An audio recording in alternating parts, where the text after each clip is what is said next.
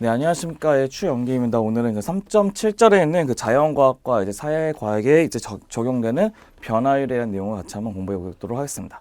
우리가 지금까지는 이제 미분이라고 하는 이제 기본적인 변화율과 그 미분에 대한 공식들을 공부했다고 친다면 그것이 우리가 이제 일상생활에서 어떻게 적용되는지를 같이 한번 확인해 보는 시간이 바로 오늘이 시간이 될 건데요. 그 중에서 우리가 자연과학이라고 하는 것은 우리가 알고 있는 기본적인 뭐 물리학이나 화학이나 생물 같은 학문을 얘기하는 것이고, 사회과학 같은 경우는 뭐가 있겠어요? 경제학 같은 학문 같은 것이 있겠죠.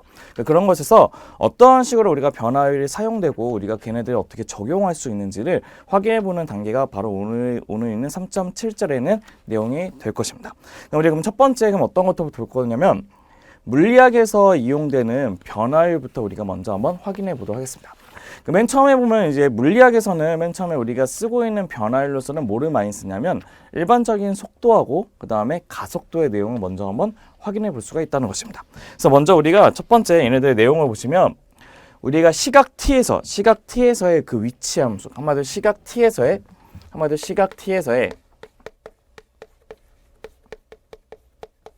위치 함수를 일반적으로 우리가 위치를 나타내는 함수를 위치 함수라고 하는데 그 위치 함수를 s라고 잡으시고 얘를 뭐라 잡으면 ft라고 한다고 해봅시다. 그러면 우리는 크게 두 가지를 정의할 수가 있어요. 첫 번째 무엇이냐면 1번은 바로 평균 속도를 정의할 수 있어요. 평균 속도. 네, 평균 속도의 의미는 무엇이냐면 그 시간이 걸리는 시간분에 그 걔네들이 총 그 시간 동안 움직인 위치의 변화를 뜻합니다. 그래서 우리가 정확히 쓰고자 한다면 총 걸린 시간분에 바로 위치의 변화량을 뜻합니다.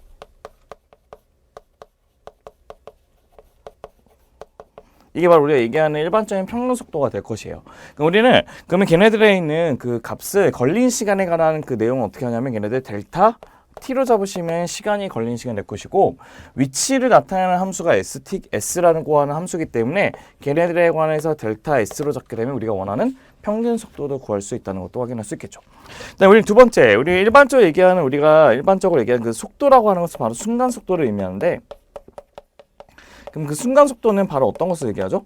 단 한 순간에 있는 그 속도를 의미한다는 것입니다. 그렇기 때문에 우리는 걔네들이 갖고 있는 그 순간 속도의 의미는 리미트 델타 t가 0으로 할 때 델타 t분의 뭐가 되냐면 델타 s의 값이 우리가 얘기하는 순간 속도를 의미하고, 걔네들 우리가 정확히 쓰면 어떻게 쓸 수 있죠? 걔는 미분계수의 정의에 따라서 dt분의 ds라고 쓸 수 있고, 우리는 그 얘를 뭐라 잡을 거냐면 v라고 잡겠다고 하는 게 우리가 얘기하는 순간 속도의 뜻이 될 것입니다. 우리는 또 세 번째는 바로 무엇이냐? 세 번째는 바로 가속도가 있대요. 가속도. 근데 가속도는 또 어떻게 구하냐면 시간이 변함에 따른 우리의 속도의 변화를 뜻하는 거죠. 그래서 우리가 어떻게 하냐면 리미트에 델타 t가 0으로 할 때 우리는 델타 t분의 델타 v로 잡으시는 게 우리가 얘기하는 가속도의 특징이 될 것이고, 걔네들 우리가 얘기하는 dt분의 dv가 되는데, v라고 하는 것이 뭐와 똑같냐면 dt분의 ds가 똑같기 때문에 얘네들은 dt의 제곱분의 d제곱의 s라고 잡아도 우리가 원하는 가속도를 나타내는 식이 된다는 것도 확인할 수 있는 겁니다. 그래서 우리가 일반적으로 알고 있는 얘네들 평균 변화율이라고 하는 것이 바로 평균 속도를 뜻하는 거고요. 평균 변화율. 우리가 일반적으로 구하는 평균 변화를 구하는 공식을 우리가 평균 속도라고 얘기하고, 우리가 일반적으로 얘기하는 그 순간 변화율, 즉 미분계수라고 얘기하는 것을 구하는 방식이 바로 뭐냐면 속도의 값을 나타낸다는 것도 확인하시면 좀 더 구체적으로 볼 수 있을 것 같아요. 맞죠? 그래서 우리가 이런 식으로 물리학에서는 속도와 가속도에 대해서 우리가 미분에 대해서 이용해서 걔네들 속도와 가속도를 정의할 수 있다는 것도 확인할 수 있는 겁니다.